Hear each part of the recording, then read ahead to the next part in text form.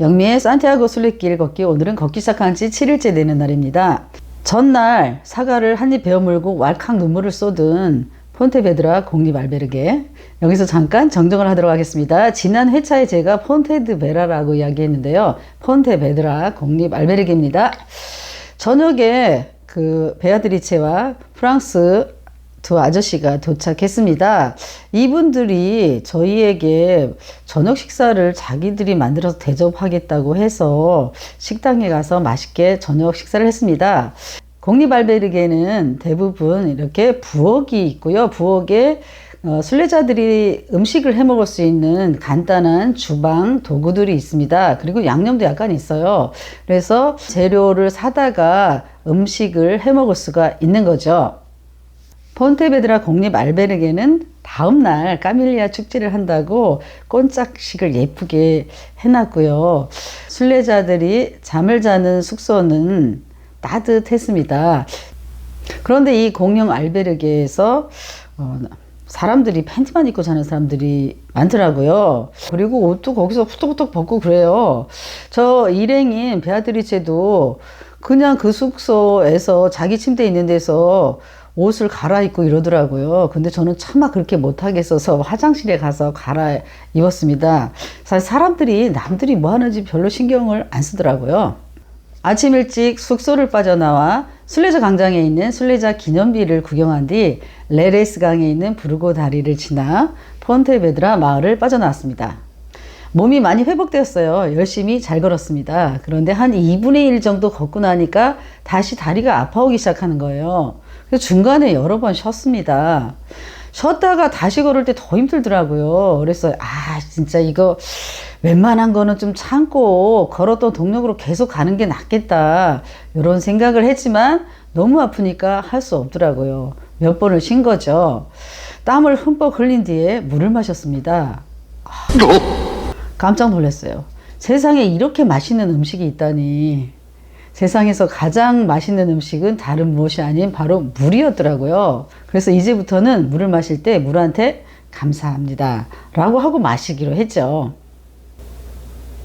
입에서 단내가 나게 걸었습니다. 목이 말라서 쉬게 된 샘물 있는 곳에서 러시아 커플들을 다시 만났습니다. 제 등에 맨 배낭을 보고서 너무 놀라서 어메이징이라고 했던 그분들을 다시 본 거죠. 반가웠습니다. 그러면서 짐에 대해서 다시 또 생각하게 됐죠. 짐이 뭘까? 짐을 안 메고 살 수 없을까?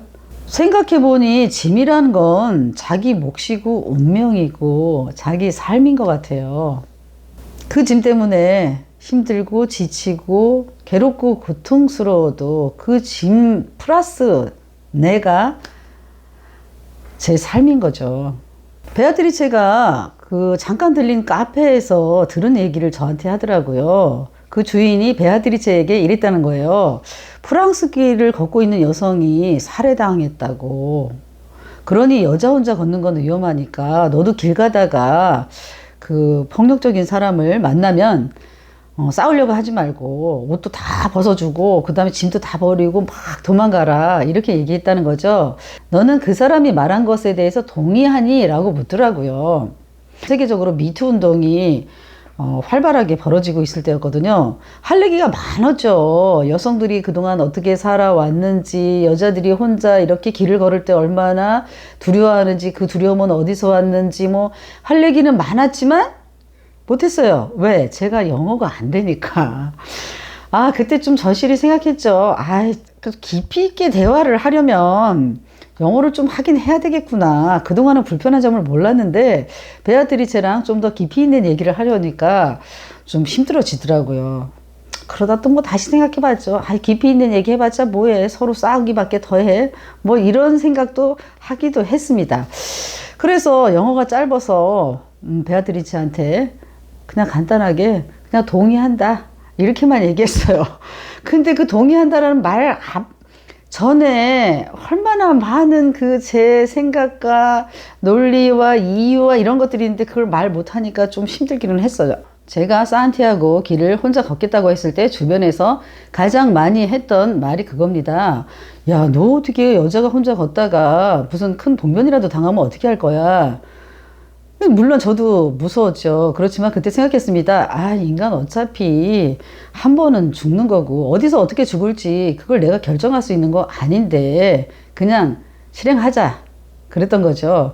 그런데도 제가 딴 것도 아니고, 칼을 든 강도가 저에게 나타난 것도 아니고, 그놈의 개가 무서워서 도망간 거 보면 어지간히 두려움이 많은 인간이었던 거죠.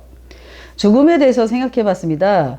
우리는 죽음에 대해서 이상한 판타지를 갖고 있는 것 같아요. 드라마나 이런 거를 보면 나이 지긋하신 분이 노안이나 또는 병환에 병상에 이렇게 누워 계실 때 가족들이 쫙 모여서 자기의 아들, 딸, 사위, 며느리, 손주까지 다 모인 상태에서 그들에게 한 명 한 명에게 이렇게 하고 싶은 말을 다 하고, 그래 나 이제 간다 그러고 이렇게 눈을 감는 그런 판타지, 그게 참 아름다운 죽음이다 라고 생각하는 것 같아요. 그런데 그런 죽음이 과연 몇이나 될까요? 밭에서 일하다가 갑자기 죽기도 하고, 아니면 교통사고로 죽기도 하고, 이렇게 다양한 많은 죽음이 있는데, 그런 죽음을 우리는 벌받았다, 뭐 객사했다, 이렇게 얘기하는 안 좋은 이데올로기, 이런 것들을 갖고 있는 것 같더라고요. 길을 걸을 때는 주로 베아트리체가 앞서서 걷고 저는 그 애들을 따라갔습니다. 걷다가 가끔 베아트리체가 뒤를 돌아보면서 제게 묻습니다. Are you okay? 그리고 물어봐요. 그러면 제가 괜찮아. 그러면서 제가 그러죠. 나는 너만 잘 따라갈게. 이렇게 얘기했더니 베아트리체가 하는 얘기가, 나 따라오지 말고 길을 걸으면 보이는 화살표 있지. 그 화살표를 잘 따라 걸으면 된다. 이렇게 이야기를 하더라고요. 하여간 필사적으로 걸어서 이날은 점프하지 않고 드디어 온전하게 18.2km를 걸었습니다. 걸어서 깔사스 드 레이스 마을에 도착했습니다. 잠을 잘 숙소를 구해야 되는데 공립 알베르게를 못 찾겠는 거예요. 저는 한 발 한 발 옮기는 것조차 힘들어서 그냥 주저앉았고, 프랑스에서 오신 경찰 출신 두 아저씨들이 여기저기 돌아다니다가 드디어 우리가 잠을 잘 공립 알베르게를 찾았습니다. 이곳의 숙소는 좀 춥더라고요. 그곳에서 준 그 이동식 히터 몇 개를 틀고, 그리고 그쪽에서 준 그 시트를 침대에 깔았죠. 공립 알베르게에서 주는 시트는 아주 얇은 그 종이 같은 거예요. 그래서 그것을 깔고 자고 나서 그 다음날 아침에는 걷어서 이제 쓰레기통에다 버리죠. 이날도 두 아저씨들이 저희에게 맛있는 저녁을 대접해 주신다고 해서 부엌에 가보니까 전날에는 리조또를 해주셨는데 오늘은 스파게티를 해주시더라고요. 뭐 고기를 썰고 다듬고 하는데 이분들 얼굴 보니까 참 귀엽더라고요. 저녁을 맛있게 먹고서 잠을 자다가 중간에 화장실을 가려고 일어나는데 걸음을 걸을 수가 없는 거예요. 발바닥이 너무 아파가지고. 그런데 제가 그 산티아고 간다 그랬을 때 여기저기서 후원 물품을 많이 주셨잖아요. 이 동영상을 편집해 주시는 느티나무 편집장 언니가 주신 그 동그란 동전 파스가 있어요. 그거를 여기저기 붙였거든요. 그랬더니 그 다음날 아침에 일어나니까 아픈 게 씻은 듯이 없어지는 거예요. 전날의 상황으로 봤을 때는 제가 또 한번 점프를 할까 뭐 이런 생각을 했었는데, 아침에 일어나니까 이 동전 파스 덕분에 깔끔해져서 다시 또 그냥 걷기로 했습니다. 이상 그 누나의 김영미였습니다.